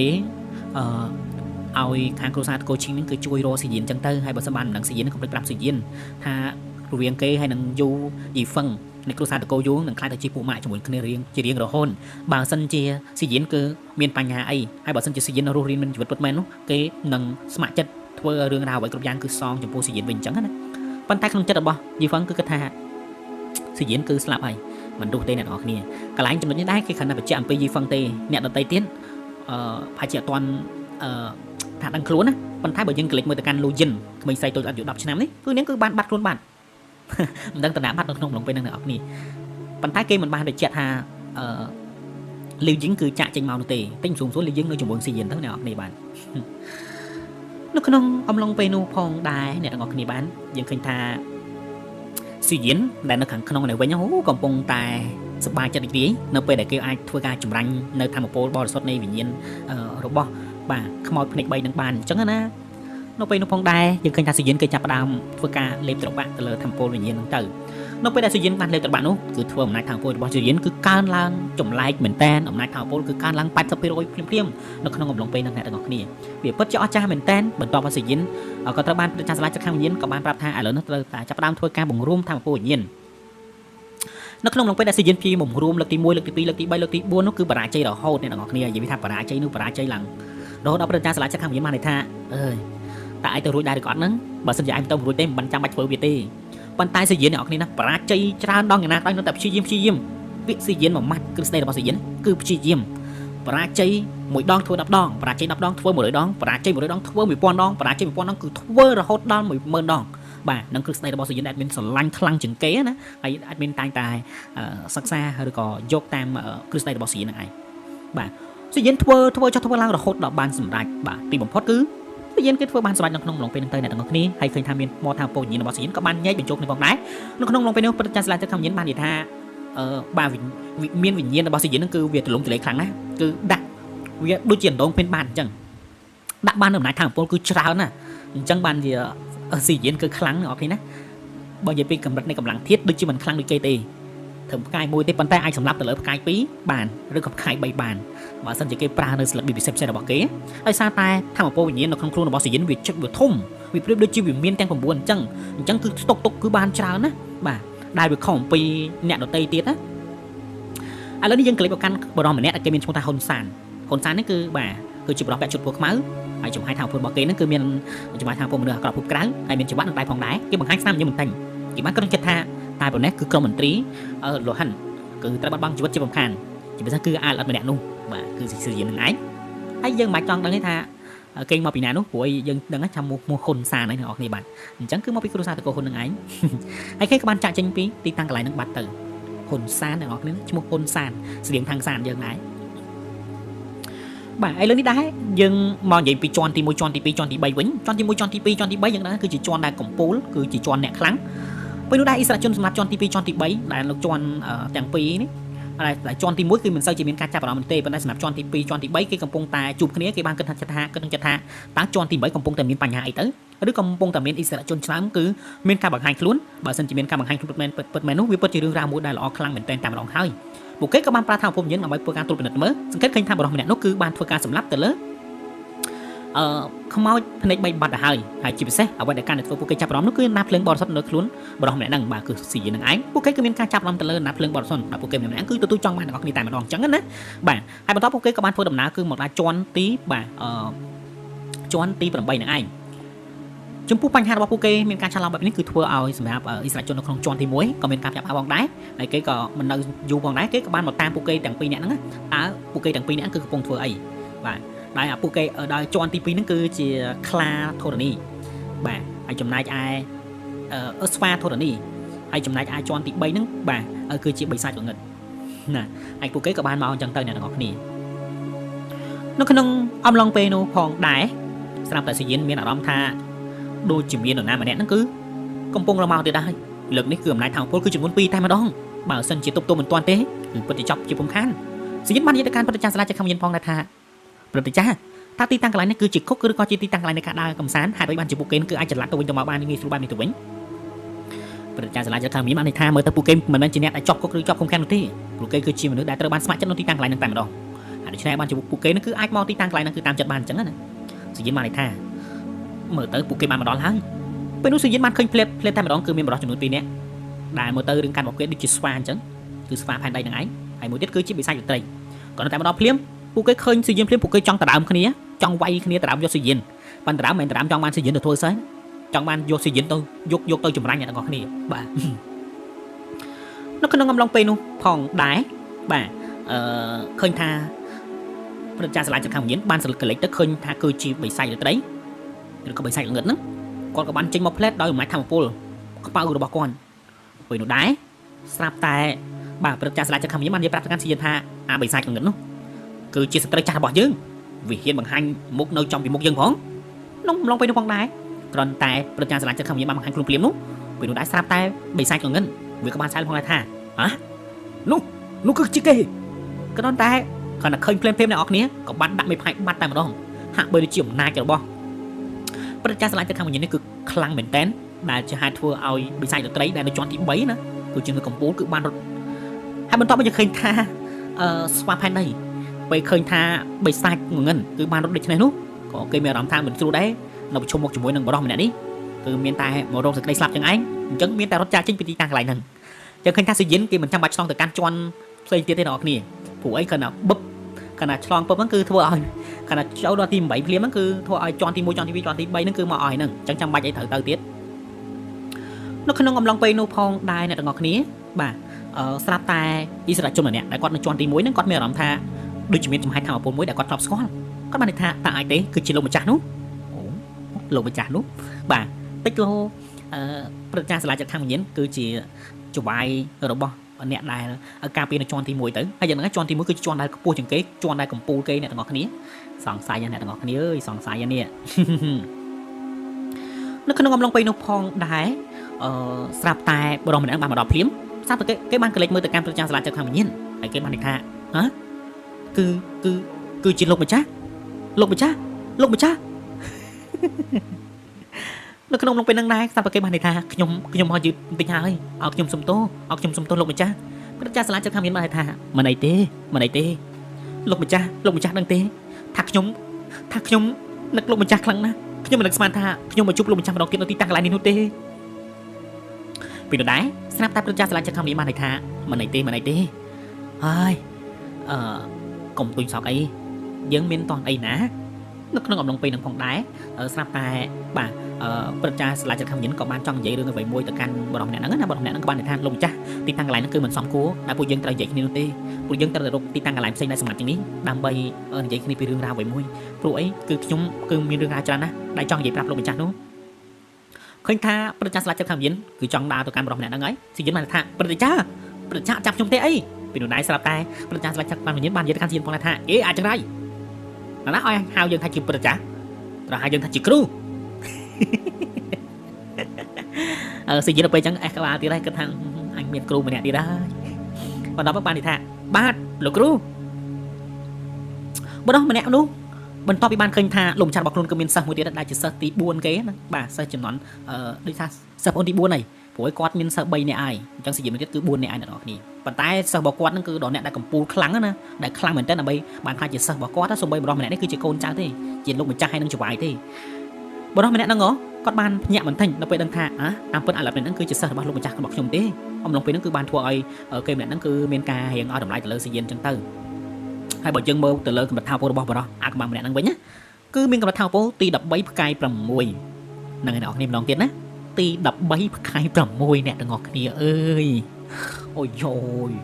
ขลังเหม็นแตนมองเนี่ยต่างออกนี่นะเลิกตะโบงไงได้ยังบ้านเคยเนี่ยได้เมียนกับบัตรเท้าโปตีดับใบพกายปรำมวยฉันยังเคยทำโกนจ้ามึงแบบนั้นก็ประชาชนจะขังอย่างนี้นกไปแต่กวาดนกมีรูเรียงเป็นลิงเหมือนแมนชีวิตเย็นแบบนั้นมันดังทักกวาดนั่นคือคลังดอกกับแบบนาตีนั่นออกนี้อย่างอ่อนนะก็จัดก็แบบทำโพลกับปูเลยจะตีดับบูนได้ไหนออกนี่แม่นอนสาวสิ่งนี้มันต้องไปบ้านดังปีทำเอาโพลบอลบอลเนี่ยนั่นก็สิ่งนี้แบบเรามาจ้องบอลหมกแตงจ้องดูเลยให้บอลท็อปมันเคยทำบอลเนี่ยนั่นก็บ้านนี่ยัยเเรื่องราวกระบาดยางแตะตรงจมูกคนเสิร์ตแตงใบเราบอกลงจับเอาเกนั่นแต่ตีมวยนั่นคือบ่ามีจมูกทาอย่างห้าวบ่าเสียงซองhay nâng hao lì quát các bạn dẹp ra thaสำหรับอย่างห้าววิ่งเกี่ยเป็นกึศเฟยมาไงคึศแต่เรื่องvực hạtนั่น ណាចង់ធ្វើអីធ្វើទៅចង់ធ្វើឲ្យមានរឿងរ៉ាវផ្សេងៗហ្នឹងគឺវាមិនមានសេរីភាពប្រហែលទេសម្រាប់ខាងវិមានលេខរបស់វិញ្ញាណនោះហើយបើចំណែកឯហុងសុងគឺហត់ជាងគេមកសោះគឺហត់ជាងគេបើនិយាយអំពីហៅលីអឺវិញគឺស្រួលហ្មងអត់មានខ្វល់ខ្វាយស្អីទេអត់មានខ្វល់ខ្វាយអញ្ចឹងគឺបន្ទាប់ពីបាទលោកម្ចាស់របស់គេចាក់ចេញទៅគឺការងារទាំងឡាយគឺធ្លាក់ទៅលើហុងសុងគឺជាអ្នកក្របក្រាប់ការងារទាំងអស់ណានៅក្នុងអំឡុងពេលហ្នឹងផងដែរឃើញថាគេបានបង្ហើបនៅឈ្មោះបរិមម្នាក់ដែលមានឈ្មោះថាលីហ៊ុនបាទលីហ៊ុនអ្នកអស់គ្នាទៅចាំបរិមឈ្មោះបរិមម្នាក់ហ្នឹងព្រោះឯទៀតគាត់នឹងបង្ហាញខ្លួនហើយធ្លាប់បានទៅបំរុំលោបបំពេញនៅក្នុងវិមានលេខរបស់វិញ្ញាណហ្នឹងដល់គេតែងតែសួររងបាទព្រឹទ្ធចាស់ស្លាច់កម្មវិញ្ញាណអញ្ចឹងណាដល់គេចង់ចាប់ខ្លួនគាត់គេបានចាប់ខ្លួនសត្វទាំងអស់នៅក្នុងលេខរបស់វិញ្ញាណវិមានលេខរបស់វិញ្ញាណប៉ុន្តែគេអត់ចង់ធ្វើអីទេគេគ្រាន់តែបង្ខំសួររកលោកម្ចាស់អញ្ចឹងណាប៉ុន្តែរកមិនឃើញពេលនេះគាត់ក៏បានដកដង្ហើមធំបន្តិចហើយគាត់ក៏បានប្រាប់ទៅកាន់បរិមម្នាក់ហ្នឹងថានេះគឺជាសិស្សទី4របស់យើងគេមានឈ្មោះថាស៊ីវៀនគេមកពីគ្រួសារតកូស៊ីវបរិមម្នាក់ហ្នឹងគាត់ដឹងថាស៊ីវៀនមកពីគ្រួសារតកូស៊ីវបានបើកភ្នែកធំតែម្ដងវាហាក់ដូចជាគ្រួសារតកូស៊ីវនេះគឺធ្លាប់មានពាក់ព័ន្ធជាមួយនឹងពិភពខ្មោចរបស់គេដែរអញ្ចឹងណាហើយព្រឹទ្ធចាស់សាលាចក្រមានបានន័យថាឥឡូវនេះឯងនាំសិស្សយើងទៅជាន់ទី5បន្តិចទៅឃើញថាជាន់ទី5វាសម្បូរទៅដោយថាមពលល្អជាពិសេសកម្លាំងថាមពលមេដីសូយ៉ាចន្ទ្រាហ្នឹងគឺវាល្អឲ្យគេទៅវឹកកាត់ទីតាំងកន្លែងហ្នឹងទៅហើយឯងឆាប់មកវិញព្រោះអីយើងមានរឿងរ៉ាវច្រើនដែលចង់និយាយជាមួយឯងទៀតនៅពេលនោះដែរស្រាប់តែបរិសម្នាក់ហ្នឹងគាត់ក៏បានអោនគាត់បន្តិចបានន័យថាបានលោកម្ចាស់ហើយបន្ទាប់មកគាត់ក៏បាននាំសញ្ញិនទៅកាន់ជាន់ទី5យើងឃើញថានៅក្នុងអំឡុងពេលហ្នឹងផងដែរគឺបរិសវិញ្ញាណធម្មពលហ្នឹងណាដែលជាកូនចៅរបស់សាលាចាត់ខាងវិញ្ញាណក៏បាននាំសញ្ញិនទៅកាន់បន្ទុំឬក៏ជាន់ទី5ដែលទីតាំងកន្លែងហ្នឹងគឺវាមានស្រះលោហិតមួយស្រះលោហិតហ្នឹងគឺជាទីតាំងកន្លែងមួយដ៏កម្រសម្រាប់ឲ្យអ្នកគុណនិយមមួយចំនួនហ្នឹងគឺចូលទៅធ្វើការហ្វឹកហាត់នៅទីតាំងកន្លែងហ្នឹងព្រោះអីវាសម្បូរទៅដោយកម្លាំងថាពលមេដីសុរិយាចន្ទ្រាដ៏ពេញលេញរបស់របបហើយវាគឺជាការពិតណាស់ទីតាំងកន្លែងហ្នឹងក៏មានអ្នកយាមដែរអញ្ចឹងណាហើយគាត់ហ្នឹងគេហៅថាគឺជាបិសាចចាស់ចចកខ្ជិលបាទនិយាយទៅពេលច្រើនគឺលក្ខណៈថាគាត់នឹងគឺជួយចិត្តដេកច្រើនអញ្ចឹងទៅប៉ុន្តែបើនិយាយពីកម្រិតថាមពលរបស់គាត់វិញគឺមិនធម្មតានោះទេអ្នកទាំងអស់គ្នាបានក៏ប៉ុន្តែដោយសារតែបរិសវិញ្ញាណនៃធម្មពលដែលជាកូនចៅរបស់សិលាចារខាងវិញ្ញាណបាននាំសញ្ញាណចូលទៅនោះឃើញថាហាក់ដូចជាគាត់នឹងគឺបានប្រើកម្លាំងធម្មពលលាក់កំបាំងអ្វីមួយយ៉ាងអញ្ចឹងទៅហើយដូច្នេះហើយគឺមិនអាចធ្វើឲ្យបាទព្រឹទ្ធចារ្យចចកខ្ជិលហ្នឹងគឺដឹងថាសញ្ញាណនៅក្នុងស្រះទឹកនឹងទេបើសិនជាគាត់ដឹងពិតមែននោះគឺគាត់មិនអនុញ្ញាតឲ្យសញ្ញាណគឺចូលទៅទេអ្នកទាំងអស់គ្នាព្រោះឲ្យកំណាញ់ហើយក៏លក្ខណៈថាកាចដែរអញ្ចឹងណាហ្នឹងហើយនៅក្នុងអំឡុងពេលផងដែរយើងឃើញថាបាទកូនចៅរបស់ខាងព្រឹទ្ធចារ្យសាលាចាត់ខាងវិញ្ញាណក៏បានមកដល់វិញអញ្ចឹងទៅហើយឃើញថាសញ្ញាណក៏ចាប់ផ្ដើមធ្វើការវឹកហាត់នៃកម្លាំងថាមពលរបស់គេចំណែកឯកូនចៅរបស់ព្រឹទ្ធចារ្យសាលាចាត់ខាងវិញ្ញាណហ្នឹងក៏បានពិភាក្សាគ្នាជាមួយនឹងម្ចាស់របស់ខ្លួនដោយបានបង្ហាញនៅការនឹករលឹកនៅរឿងរ៉ាវជាច្រើនដែលបានកន្លងហួរហើយរឿងរ៉ាវមួយចំនួនដែលគេបានឆ្ងល់ហ្នឹងណាគេក៏បានសួរទៅកាន់ព្រឹទ្ធចារ្យសាលាចាត់ខាងវិញ្ញាណនៅក្នុងអំឡុងពេលមកដែរបរិសម្នាក់ហ្នឹងណាក៏បានសួរទៅកាន់ព្រឹទ្ធចារ្យសាលាចាត់ខាងវិញ្ញាណបានផងដែរថាលោកម្ចាស់តើខ្ញុំគឺមានរឿងមួយចង់សួរទៅកាន់លោកម្ចាស់តើបានដែរឬទេនៅក្នុងអំឡុងពេលនោះផងដែរព្រឹទ្ធចារ្យសាលាចាត់ខាងវិញ្ញាណបាននិយាយថាតើឯងគឺមានរឿងអីចង់សួរយើងនៅពេលនោះផងដែរស្រាប់តែបរិសម្នាក់ហ្នឹងបាននិយាយថាលោកម្ចាស់បាញ់មិញគឺនិយាយថាអាឡិតម្នាក់នោះគឺមកពីគ្រួសារតកូស៊ីវតើពិតមែនដែរឬទេនៅក្នុងអំឡុងពេលនោះផងដែរគឺបានធ្វើឲ្យបាទព្រឹទ្ធចារ្យសាលាចាត់ខាងវិញ្ញាណក៏បាននិយាយថាពិតមែនហើយគេហ្នឹងគឺមកពីគ្រួសារតកូស៊ីវយ៉ាងម៉េចដែរបរិសម្នាក់នោះបាននិយាយថាគឺជាការពិតណាស់លោកម្ចាស់គឺខ្ញុំពិតជាមានការងឿឆ្ងល់ខ្លាំងមែនទែនតែម្ដងពីគ្រួសារតកូស៊ីវហេតុអ្វីបានជាគេគឺត្រូវបានបាត់ខ្លួនត្រឹមតែពេលវេលាមួយយប់អញ្ចឹងបើក្នុងអំណាចនៅក្នុងទ្វីបអាទិទេពគ្រួសារតកូស៊ីវគឺជាគ្រួសារមួយអំណាចដ៏កំពូលក្នុងចំណោមគ្រួសារបុរាណទាំង8សូម្បីតែអាណាចក្រទាំង7ក៏មិនហ៊ានធ្វើអ្វីមកលើគ្រួសារតកូស៊ីវផងចុះហេតុអ្វីបានជាគ្រួសារស៊ីវនេះគឺត្រូវបានបាត់ខ្លួនត្រឹមតែមួយយប់អញ្ចឹងវាគឺជាហេតុផលមួយដែលធ្វើខ្ញុំមានការងឿឆ្ងល់ខ្លាំងមែនទែនតែម្ដងតើវាមកពីមូលហេតុអ្វីទៅឬមួយក៏មានការពាក់ព័ន្ធជាមួយនឹងវិញ្ញាណមនុស្សក្រៅភពទៅនឹងអ្នកនរគ្នាតាមពិតទៅពពួកវិញ្ញាណមនុស្សក្រៅភពក៏មិនត្រូវគ្នាជាមួយនឹងពពួកពិភពខ្មោចប្រមាណដែរដោយសារតែពួកវិញ្ញាណមនុស្សក្រៅភពគឺជាមនុស្សដែលអាក្រក់ខុសខើខ្លាំងមែនទែនតែម្ដងបាទនៅពេលនោះផងដែរស្រាប់តែព្រឹទ្ធចារ្យសាលាចាត់ខាងវិញ្ញាណក៏បាននិយាយថាឯងកំពុងតែឆ្ងល់នេះពេលខ្លះក៏យើងកំពុងតែឆ្ងល់ដែរក្រោយពីសង្គ្រាមលើកទី1គឺត្រូវបានបញ្ចប់យើងឃើញថាគ្រួសារតកូស៊ីវចាប់ដើមមានភាពរង្កាំរង្កោសខ្លាំងមែនទែនតែម្ដងហើយបើតាមយើងដឹងដោយមិនច្បាស់លាស់នោះគេបានចាប់ប្រកាន់លើគ្រួសារតកូស៊ីវថាមានការជាប់ពាក់ព័ន្ធជាមួយនឹងមនុស្សភពខាងក្រៅបើមិនជាមានការជាប់ពាក់ព័ន្ធជាមួយនឹងមនុស្សភពខាងក្រៅចុះហេតុអ្វីបានជាមនុស្សភពខាងក្រៅតែងតែមិនមានការចូលចិត្តជាមួយនឹងសមាជិកនៃគ្រួសារតកូស៊ីវវាហាក់ដូចជាគ្រួសារតកូស៊ីវគឺត្រូវបានទម្លាក់កំហុសនៅរឿងរ៉ាវអ្វីម្យ៉ាងអញ្ចឹង ពេលនោះដែរស្រាប់តែបរិសម្នាក់នឹងដែលជាថាមពលវិញ្ញាណនឹងបាននិយាយថាអូហើយចុះខាងអាណាចក្រវិញ្ញាណទាំង7វិញអាណាចក្រខាងទាំង7គេក៏បានតាមចាត់ការទៅលើគ្រួសារស៊ីវដែរនៅក្នុងដងពេលហ្នឹងពួកគេកំពុងគិតណាលក្ខណៈស្មានអញ្ចឹងទៅអ្នកទាំងអស់គ្នានិយាយទៅគឺដូច admin កំពុងគិតដែរអញ្ចឹងទៅប្រហែលជាអាណាចក្រទាំងពីរគឺដេញតាមសម្រាប់គ្រួសារតកូស៊ីវប្រហែលជាពួកគេកំពុងតែគិតថាគ្រួសារតកូស៊ីវហ្នឹងគឺបានចូលដៃចូលជើងគ្នាជាមួយនឹងខាងមនុស្សភពខាងក្រៅអញ្ចឹងទៅព្រោះខាងអាណាចក្រទាំង7ក៏មិនចូលចិត្តទៅលើមនុស្សភពខាងក្រៅនឹងដែរថាមនុស្សភពខាងក្រៅគឺជាអ្នកដែលមកយីគឺជាអ្នកដែលចង់មកគ្រប់គ្រងទៅលើទ្វីបអាទិទេពនេះទាំងមូលអញ្ចឹងណាហើយដូច្នេះហើយបានជាគេស្អប់ខ្ពើមហើយមួយវិញទៀតផងដែរឃើញថាគ្រួសារតកូស៊ីវគឺជាគ្រួសារមួយដែលមានការបាទរស់រាយរាក់ទាក់និយាយទៅឲ្យទៅណាក៏ដោយគឺតែងតែបង្ហាញនៅភាពស្និទ្ធស្នាលអញ្ចឹងណាហើយដូច្នេះហើយបានជាអាណាចក្រទាំង7ហ្នឹងគឺតែងតែគិតក្នុងចិត្តថាអាចដែលថាគ្រួសារតកូស៊ីវមានការពាក់ព័ន្ធជាមួយនឹងបាទមនុស្សគ្រប់មនុស្សក្រៅភូមិបាទនិយាយទៅគឺដល់ពេលយូរទៅយើងឃើញអ្នកនរគ្នាគ្រួសារតកូស៊ីវគឺស្ថិតនៅចំណុចកណ្ដាលតែម្ដងខាងណាក៏ស្អប់ខាងណាក៏ស្អំពេលនោះព្រឹទ្ធាចារ្យសាលាជ្រឹកខាងវិញ្ញាណគាត់បាននិយាយថាវាគឺជាការពិតណាស់គ្រួសារតកូស៊ីវដោយសារតែមានទេពកោសល្យនៃអំណាចតាំងពីដើមមកពេលដែលគេកើតមកអញ្ចឹងគឺតែងតែធ្វើឲ្យគ្រួសារដទៃទៀតនិងអិសរជនដទៃទៀតគឺតែងតែមានការខឹងសម្បានិងការស្អំហើយដូច្នេះហើយបានជាពួកគ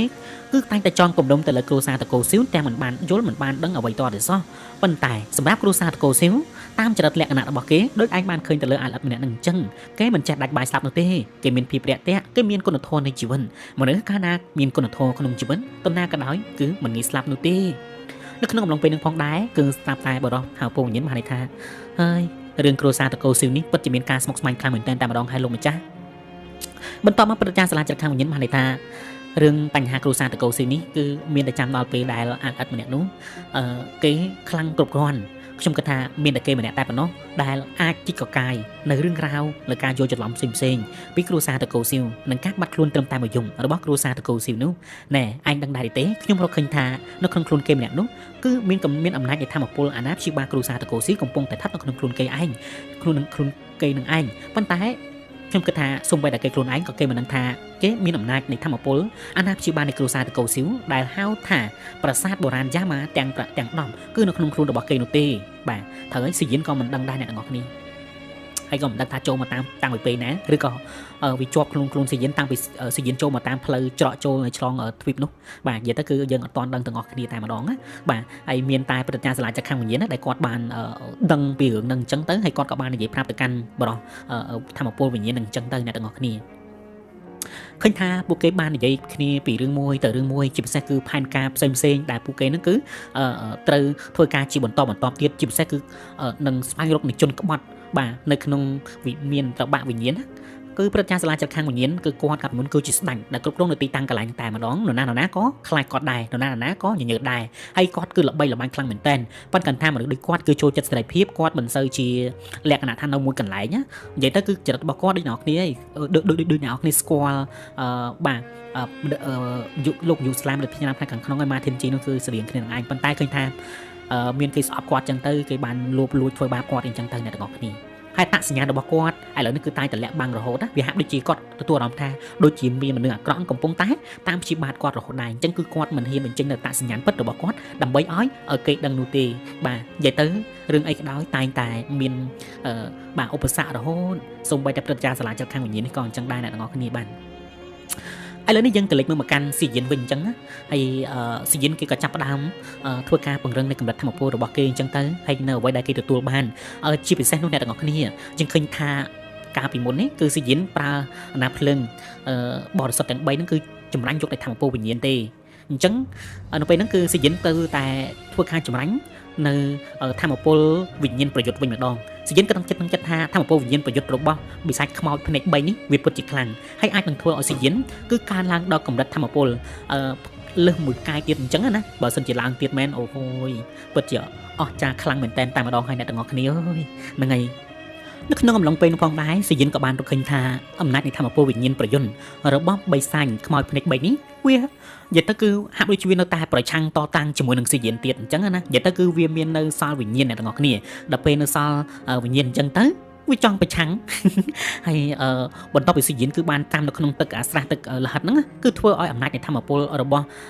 បាទបិសាចភ្នែក3ហ្នឹងគឺក៏ត្រូវបានថនថយនៅក្នុងអំឡុងពេលហ្នឹងផងដែរ នៅក្នុងអំឡុងពេលហ្នឹងគឺសៀនគេក៏បានបាទពិនិត្យមើលពិចារណាមើលទៅលើធម្មពលវិញ្ញាណរបស់គេនិងធម្មពលវិញ្ញាណប្រយុទ្ធរបស់សៀនអញ្ចឹងទៅតាមពិតសៀនក៏ធ្លាប់ទទួលបានធម្មពលវិញ្ញាណប្រយុទ្ធម្ដងហើយដែរអញ្ចឹងនៅពេលដែលសៀនទទួលបានធម្មពលវិញ្ញាណប្រយុទ្ធមួយទៀតនោះគូសៀនកម្លាំងធម្មពលនឹងកើនឡើងខ្លាំងជាពំខាននៅក្នុងនោះផងដែរនៅពេលដែលសៀនកំពុងតែធ្វើការបាទចម្រាញ់និងស្រូបយកត្របាក់នៅកំណាច់នៃធម្មពលវិញ្ញាណប្រយុទ្ធនោះក៏មានបរិសម្នាក់បានបង្ហាញខ្លួនពាក់ឈុតពណ៌ក្រហមហាក់ដូចជាបរិសម្នាក់ហ្នឹងគឺបានចេញពីខ្លួនរបស់សៀននឹងឯងណែអត់មានសង្ស័យឯកន្លែងហ្នឹងអ្នកទាំងអស់គ្នាណានិយាយទៅគឺសាច់រឿងគេនឹងតែងតែលក្ខណៈថាចាំសប្រាយើងរហូតតែម្ដងនៅក្នុងអំឡុងពេលហ្នឹងគឺបរិសម្នាក់ហ្នឹងណាគាត់បាននិយាយឲ្យគាត់បានបង្ហាញស្នាមញញឹមលក្ខណៈថាពេញចិត្តទៅលើទេពកោសល្យរបស់សៀនអញ្ចឹងណាហើយគេមិនទាន់ប្រាប់យើងថាគាត់នឹងគឺជានរណាហើយហេតុអ្វីបានជានៅក្នុងខ្លួនរបស់សៀនហ្នឹងគឺយើងអត់ដឹងទេប៉ុន្តែគ្រាន់តែយើងដឹងថាគាត់នឹងគឺជាអិសរាជជនអាប់កំបាំងមួយនៅក្នុងខ្លួនរបស់សៀនហ្នឹងឯងគាត់បាននិយាយថាហើយយើងមិននឹកស្មានថាឯងគឺជាអ្នកដែលមានទេពកោសល្យបែបហ្នឹងសោះអាឡិនត្រឹមតែរយៈពេលមួយប្រព្រឹត្តភ្នែកសោះឯងបានកើនឡើងដល់កម្រិតធម្មពលទី13ផ្កាយមួយថ្នាក់ចុងក្រោយបាត់ទៅហើយអស់ចាពិតជាអស្ចារ្យខ្លាំងណាស់អូសូម្បីតែមានក៏រំភើបដែរអ្នកទាំងអស់គ្នាបាទនៅពេលនោះផងដែរសាច់រឿងគេបានឲ្យយើងឃើញទៅកាន់បរិសុទ្ធនាងមានស្គរម្នាក់ឃើញថាគាត់នឹងរាងកាយដូចជាសត្វចង្អញ្ចឹងប៉ុន្តែដេករហូតតែម្ដងអ្នកទាំងអស់គ្នាបានហ្នឹងហើយគាត់នឹងគឺជាម្ចាស់នៅទីតាំងកន្លែងហ្នឹងហើយបើសិនជាគាត់ភ្ញាក់ពិតមែននោះសៀនដឹងរកទីតាំងកន្លែងណារត់ទេព្រោះឲ្យគាត់កាចខ្លាំងណាហ្នឹងហើយយើងឃើញថាពេលវេលា3ថ្ងៃដែលសៀនគឺបានព្យាយាមលេបតបាក់វិញ្ញាណប្រយ័ត្នរបស់ស្ដេចបិសាចបាទភ្នែក3នឹងអញ្ចឹងហើយអ្នកទាំងអស់គ្នានៅក្នុងអំឡុងពេលហ្នឹងគឺសៀនបានគិតថាដូចជាមិនទាន់គ្រប់គ្រាន់នោះទេគឺត្រូវតែធ្វើការអត់ធ្មត់ទៀតអញ្ចឹងណាព្រោះវាពិបាកបាទយើងឃើញថាពេលវេលាគឺជិត1ខែទៅសៀនអាចធ្វើការលេបត្របាក់នៅវិញ្ញាណប្រយុទ្ធបានណាហើយអំណាចនៃធម្មពលរបស់សៀនកំពុងគិតថាតើអាចទេអំណាចនៃធម្មពលរបស់ខ្ញុំគឺកំពុងតែកើនឡើងតើពិតមែនដែរឬក៏អត់ហ្នឹងអូនៅពេលនោះផងដែរសៀនគេក៏បាននឹកដល់បាទបច្ចេកទេសបំលែងឈាមព្រះនាគទាំង9ដែលត្រូវបានលោកគ្រូពូរបស់គេជីនឡុងប្រាប់ឲ្យមកគេអញ្ចឹងណាហើយប្រាប់ទៅកាន់សៀនថាហាត់រៀនបានលុះត្រាតែសៀនឡើងដល់កម្រិតធម្មពលទី13បាទអញ្ចឹងនៅពេលនេះគឺសៀនបានកើនឡើងដល់កម្រិតធម្មពលទី13ហើយសំខាន់មួយទៀតផងដែរគឺសៀនមានគ្រីស្តាល់ឈាមនាគក្រីកធរណីឈាមនាគក្រីកធរណីវាក៏ជាឈាមខ្សែស្រឡាយរាជវង្សនៃនាគក្រីកបុរាណអ្នកទាំងអស់គ្នាហើយក៏វាមានពន្លឺពណ៌មាសផងដែរបាទអញ្ចឹងគឺឈាមនាគមួយនេះអាចនិយាយបានថាគឺជាឈាមនាគបុរាណដ៏កំពូលអញ្ចឹងទៅអ្នកទាំងអស់គ្នាដែលជាឈាមនាគរាជវង្សដែលស្ថិតនៅក្នុងទ្វីបអាទិទេពនឹងតែម្ដងនៅក្នុងនោះផងដែរសៀនបានថាឥឡូវនេះគឺខ្ញុំនឹងធ្វើការចាប់ផ្ដើមធ្វើការបំលែងនៅគ្រីស្តាល់ឈាមនាគក្រីកនេះមួយទៀតបាទឃើញថាត្រឹមតែរយៈពេល1ខែមិនទាន់ដល់2ខែផងសៀនបានឡើងដល់កម្រិតថ្នាក់ចុងក្រោយពិតប្រាកដណាបាទទី13ផ្កាយមួយថ្នាក់ចុងក្រោយដល់ពិតប្រាកដហើយអញ្ចឹងគឺគេព្យាយាមចម្រាញ់ដោយអំណាចភ្លើងទៀតអញ្ចឹងទៅពេលវេលា2-3ខែក៏បានកន្លងផុតទៅទៀតផងដែរឃើញថាសៀនគេនៅតែបន្តនៅក្នុងទីតាំងកន្លែងនឹងទៀតអ្នកទាំងអស់គ្នាហ្នឹងហើយនៅក្នុងអំឡុងពេលនោះផងដែរយើងឃើញថា3ខែក៏បានកន្លងផុតទៅទៀតសៀនក៏បានធ្វើការស្រូបយកនៅបាទគ្រីស្តាល់ឈាមនាគក្រីកបានសម្រាញ់រាងកាយទាំងមូលរបស់សៀនអ្នកទាំងអស់គ្នាអើយគឺមានពន្លឺពណ៌មាសបាទនិយាយទៅគឺដូចទៅនឹងរូបរាងកាយរបស់អធិរាជនាគក្រីកនាគក្រីកជីនឡុងខ្លាំងមែនតើបាទនិយាយជីនហ្នឹងហើយជីនឡុងហ្នឹងហើយដែលស្ដេចនិយាយបាទដូចហ្មងបាទនៅពេលនោះសៀនបានថាអស់ចាមើលទៅរាងកាយរបស់ខ្ញុំក្នុងពេលនេះគឺមានពន្លឺពណ៌មាសដូចជារាងកាយរបស់លោកគ្រូពូអញ្ចឹងមានន័យថាខ្ញុំគឺអាចធ្វើការរៀននៅវិជ្ជាបំលែងនៅឈាមព្រះនាគទាំង9បានហើយអស្ចារ្យខ្លាំងណាស់នៅក្នុងអំឡុងពេលនោះផងដែរអ្នកទាំងអស់គ្នាយើងឃើញថាសៀនគេចាប់ផ្ដើមធ្វើការវឹកហាត់ទៅលើវិជ្ជានឹងទៀតអញ្ចឹងទៅបាទរៀនរហូតបាទដល់សៀនគេចេះអញ្ចឹងណាហើយបន្ទាប់មកយើងឃើញថាកម្រិតថាពុទ្ធរបស់សៀនក្នុងរយៈពេល1ឆ្នាំសៀនបានកើនឡើងដល់កម្រិត1ផ្កាយពេញបាទអញ្ចឹងមានថាកំឡុងពេលនេះដែរសៀនបានកើនឡើងដល់កម្រិតធម្មពលទី13ផ្កាយ2អ្នកទាំងអស់គ្នាអើយបាទសំខាន់យើងមិនទាន់ដឹងថាដំណាក់កាលដំបូងឬក៏ដំណាក់កាលកណ្ដាលឬក៏ចុងក្រោយទេស៊ូមស្រួលនឹងចុងក្រោយចិត្តបំបែកដល់កម្រិតធម្មពលទី13ផ្កាយ3ទៀតសៀនបានគិតក្នុងចិត្តថាក្នុងវិជ្ជានៃការបំលែងកម្រិតទី1មិនដាំដល់ទី9ក៏អាចត្រឹមអ្នកដែលមានកម្រិតធម្មពលប្រហែលគ្នាសៀនប្រើតែកម្ដាប់ដៃក្តាប់បន្តិចទាត់តែពី3ជើងហ្នឹងគឺធ្វើឲ្យគេធ្វើឲ្យគូប្រកួតរបស់គេគឺចាញ់សៀនបាត់ទៅហើយអញ្ចឹងគ្មានអ្វីដែលធ្វើឲ្យសៀនគឺពិបាកក្នុងការចាត់ការទៅលើគូប្រកួតរបស់គេនោះទេលុយអត់អ្នកទាំងអស់គ្នាអូសៀនចឹងកាន់តែខ្លាំងទៀតហើយអ្នកទាំងអស់គ្នាអើយនៅក្នុងនោះពេលផងដែរសៀនគេក៏បានថាមើលទៅកាន់រាងកាយពុំមានគេក៏បាននឹកដល់ឪពុករបស់ជាយានបាទលោកពូស៊ូគង់អ្នកទាំងអស់គ្នា ឃើញថាមួយរយៈនេះគឺបាត់ខ្លួនដែលគ្មានដានតទៅសោះតែម្ដងយើងដឹងហើយថាអ្នកដែលមកក្នុងទ្វីបអាទិទេពនេះគឺស៊ីយៀនមីដូសាស៊ុនអឺហើយគូយុនដែលជាឪពុករបស់ស៊ុនអឺហ្នឹងហើយនឹងស៊ូគុងហ្នឹងរាជនីមីដូសាមិនជាបញ្ហាអីទេដោយសារស៊ីយៀនគឺបានជួបហើយចំណែកអ្នក3នាក់ទៀតគឺបាត់ខ្លួនដូចគេលក្ខណៈគេយកទៅណាបាត់អញ្ចឹងបើសម្រាប់គូយុនហើយជាមួយនឹងស៊ុនអឺមិនជាអីទេសាច់រឿងគេធ្លាប់ប្រាប់យើងក៏ប៉ុន្តែស៊ូគុងវិញអ្នកទាំងអស់គ្នាហើយគឺបាត់ឡើងស្ងាត់ហ្មងណាស៊ីយៀនក៏មានការនឹករលឹកដល់បាទលោកពូស៊ូគុងរបស់គេដែរស៊ីយៀនបានន័យថាលោកពូស៊ូគុងតាំងពេលនេះលោកពូនៅឯណាទៅហ្នឹងហើយនិយាយតែអត់មានគឺពិតជាចង់ដឹងមែនតាតាពេលណាទៅដែលស៊ុនអឺហើយជាមួយនឹងស៊ីយៀនអីគេបានជុំគ្នាវិញព្រោះអីឃើញថាឥឡូវនេះគឺស៊ីយៀនយើងកើនឡើងកម្រិតថាពោលឿនមែនតាណានៅពេលដែលស៊ីយៀនបំបែកឡើងដល់កម្រិតទី13ហ្នឹងនៅពេលដែលស៊ីយៀននៅកម្រិតទី12ទៅផ្កាយ8ផ្កាយ9អីហ្នឹងយូរណាស់អ្នកទាំងអស់គ្នាមិនងាយក្នុងការបំបែកពីមួយផ្កាយទៅមួយផ្កាយទេក៏ប៉ុន្តែនៅក្នុងម្ដងពេលនេះឃើញថាបំបែកលឿនមែនតាប៉ុន្តែអ្នកទាំងអស់គ្នាមើលពេលវេលាផង1ឆ្នាំណា1ឆ្នាំនៅក្នុងទីតាំងកន្លែងហ្នឹងឯងអ្នកទាំងអស់គ្នាបាទនឹងហើយចំណែកអ្នកនៅខាងក្រៅទៀតយើងមិនដឹងថាពួកគេនឹងគឺមិនម៉ាយទេហ្នឹងហើយនៅក្នុងអំឡុងពេលនោះផងដែរស៊ីយិនគេក៏បានសាកនៅកម្រិតថាមពលរបស់គេណាតើខ្លាំងដល់កម្រិតណាទៅនៅពេលដែលស៊ីយិនគេបានប្រើនោះទាំងថាមពលវិញ្ញាណប្រយុទ្ធទាំងថាមពលវិញ្ញាណរបស់គេនៅក្នុងអំឡុងពេលដែលប្រើនោះស៊ីយិនក៏ឃើញថាអូហូអំណាចថាមពលនេះពិតជាអស្ចារ្យខ្លាំងមែនតើតែម្ដងខ្ញុំមិននឹកស្មានថាកិច្ចការនុភាពរបស់ខ្ញុំក្នុងអំឡុងពេលនេះពិតជាមិនអោយនរណាម្នាក់គឺមកអួតឯកអាំងនៅចំពោះមកខ្ញុំបានតទៅទៀតនោះទេជាពិសេសគឺអ្នកដែលត្រឹមមានកម្រិតថាមពលត្រឹមទី13ផ្កាយ3បាទឃើញថាឡូវស៊ីយិនលេងខ្លាចអាអ្នកមានផ្កាយ3ហើយនៅក្នុងពេលហ្នឹងដែរបន្ទាប់ពីស៊ីយិនគឺលក្ខណៈថាប្រើថាមពលវាយញ៉ៃញ៉ៃទីឡើងពេកហ្នឹងគឺធ្វើឲ្យចចកខ្ជិលហ្នឹងវាញាក់នឹងខ្លួនពេលនោះបានធ្វើវាខឹងខ្លាំងមែនតើតែម្ដងវាក៏បានស្រែកឡើងអាណាគេដែលហ៊ានមកអញ្ញាញ៉ៃកន្លែងយើងហេតុអីបានជាមកទីតាំងកន្លែងយើងដោយគ្មានការអនុញ្ញាតពីយើងតើឯងគឺជានរណាទៅហើយឯងចង់ស្លាប់ហើយតើពិតមែនដែរទេបាទនិយាយលក្ខណៈថាគឺស្រែកខ្លាំងតែម្ដងលក្ខណៈគឺខឹងខ្លាំងណាស់អ្នកទាំងអស់គ្នាណានិយាយទៅគឺចូលមកទាំងមិនមានការអនុញ្ញាតពីគេក្នុងពេលនោះផងដែរស្រាប់តែគេបានមករកស៊ីយិនតែម្ដងទឹកមុខរបស់គេឡើងក្រហមហើយអំណាចថាមពលរបស់គេគឺមិនអន់ដែរប៉ុន្តែស៊ីយិនគឺគ្មានខ្លាចទេបាទតែហ៊ានចូលមកគឺស៊ីយិនវាយឲ្យតាចេញមកឆ្លើយបាទនៅក្នុងពេលដែរស្រាប់តែស៊ីយិនបានថាអេគ្រាន់តែស្រះទឹកក្នុងការវឹកហាត់នៃធម្មពលមួយសោះហេតុអ្វីបានជាឯងគឺកំណាញ់អ្វីម្លេះនៅក្នុងពេលផងដែរបរិះម្នាក់នឹងបានថាអេទីតាំងកន្លែងនេះគឺជាទីតាំងកន្លែងរបស់យើងហេតុអ្វីបានជាឯងប្រើវាហើយមិនមានការសុំអនុញ្ញាតពីយើងនៅពេលនោះស៊ីយិនបានថាចុះហេតុអីដែលត្រូវសុំឯងនោះពេលនោះផងដែរស្រាប់តែបរិះម្នាក់នឹងលោតមកធ្វើការវិភាគមកកាន់ស៊ីយិនក៏ប៉ុន្តែត្រូវបានកម្លាំងថាមពលមួយបានអូសស៊ីយិនចេញពីទីតាំងកន្លែងបាត់អ្នកទាំងអស់គ្នាបាទអ្នកដែលមកជួយស៊ីយិនហ្នឹងគឺគ្មានណាគឺក្រៅពីបរិះថាមពលវិញ្ញាណដែលជាកូនចាស់របស់បាទម្ចាស់សាលាចរិតវិញ្ញាណនោះទេអ្នកទាំងអស់គ្នាពេលនោះផងដែរគឺស្រាប់តែស៊ីយិនបានចេញវិញចឹងទៅហើយគេក៏បាននិយាយប្រាប់ទៅកាន់លោកគ្រូរបស់គេណាលោកគ្រូមួយទៀតហើយស៊ីយិនបានថាលោកគ្រូសាលាចិត្តខាងវិញ្ញាណពិតជាអស្ចារ្យខ្លាំងមែនទែនខ្ញុំឥឡូវនេះគឺខ្ញុំបានរកឃើញពីអំណាចនៃធម៌ពលពិតប្រាកដហើយចំណែកឯការចំពោះវិជាបំលាញឈាមព្រះនាគទាំង9ក៏ខ្ញុំធ្វើបានសម្រេចដែរខ្ញុំគិតថាបើសិនជាលោកគ្រូពូរបស់ខ្ញុំគឺបានដឹងពិតមែននោះគាត់ពិតជាសមាជិកជាបំខាន់ខ្ញុំអរគុណលោកគ្រូខ្លាំងណាស់ពេលនោះដែរស្រាប់តែលោកចាស់សាលាចិត្តខាងវិញ្ញាណបានថាអើយអាលិនកុំតែមានមោទនភាពពេកឯងត្រូវមានរឿងជាច្រើនដែលឯងត្រូវធ្វើហើយសំខាន់ណែត្រូវតែធ្វើការវឹកហាត់ឲ្យខ្លាំងជាងនេះទៀតមើលទៅពេលវេលាមិនយូរទៀតទេវានឹងមកដល់ជាបំខាន់ពេលនោះដែរសាប់ស៊ីយីបានថាលោកគ្រូសាលាចិត្តខាងវិញ្ញាណតើលោកគ្រូនិយាយមានន័យថាយ៉ាងម៉េចហ្នឹងពេលនោះផងដែរស្រាប់តែព្រះចាស់សាលាចិត្តខាងវិញ្ញាណបានថាមិនអីទេបណ្ឌិតទៀតនេះរឿងរ៉ាវវានឹងមកដល់ហើយឯងនឹងដឹងដល់ខ្លួនឯងមិនចាំបាច់យើងនឹងមកធ្វើការអរិយាប្រាប់ឯងនោះទេហើយលោកគ្រូសាលាចិត្តខាងវិញ្ញាណហើយដូចបានជាលោកគ្រូនិយាយមកចុះចិត្តឲ្យខ្ញុំគឺមានការងើយឆ្ងល់បែបនេះទៅវិញ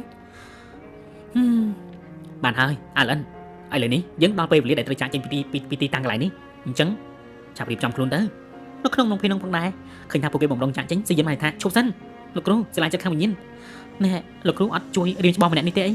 គាត់ក៏ជាកូនចៅរបស់លោកគ្រូដែរហើយដូចបានជាលោកគ្រូដាច់ចិត្តໄວម្លេះនៅក្នុងអំឡុងពេលនោះផងដែរគឺស្រាប់តែព្រឹត្តិការណ៍សាលាចិត្តខាងវិញ្ញាណបានថាអេអាឡិនឯងស្មានតែយើងគឺមិនចង់ជួយគេថាពិតមែនដែរទេដោយសារតែគេគឺបានជាប់នៅធម្មពលវេទមន្តត្រាពិសេសបែបយ៉ាងយើងមិនអាចជួយគេបានទេស៊ីយិនបានថាវាមិនដែរទេមើលទៅខ្ញុំគិតថាលោកគ្រូអាចជួយគាត់បានហេតុអីបានជាមិនជួយពេលនោះឯងស្រាប់តែព្រឹត្តិការណ៍សាលាខាងវិញ្ញាណបានថាអាឡិននេះហេតុអីបានជាឯងមិនចេះយល់កម្មបែបហ្នឹងបើសិនជាខ្ញុំជួយឯងនោះអត្តសញ្ញាណរបស់ខ្ញុំត្រូវបានលាតត្រដាងហើយឯងមួយទៅកាន់គេនោះគេគឺយល់គេនឹងដឹង